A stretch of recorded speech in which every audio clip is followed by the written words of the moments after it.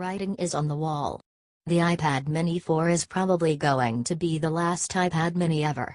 Apple just announced iPad updates during its WWDC keynote.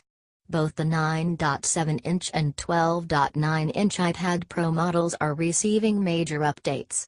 In the meantime, the iPad mini feels like the neglected device in the iPad lineup, and it's now probably on life support. If you want a cheaper iPad, you can buy a 9.7-inch iPad for $320. It's cheaper than the $399 iPad mini 4. And if you want a big, powerful iPad, there's always the iPad Pro.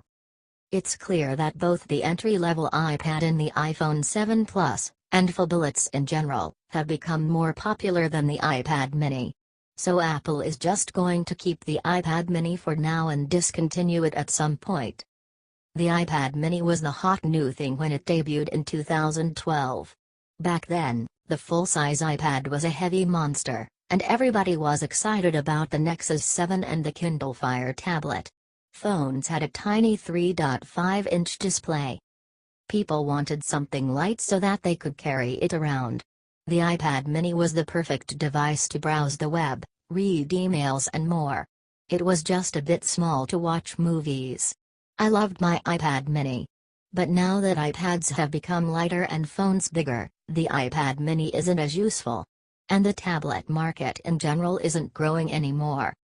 So Apple is trying to make the iPad Pro more powerful for those who really want to do stuff with their tablet. And the iPad mini isn't getting any of the new bells and whistles.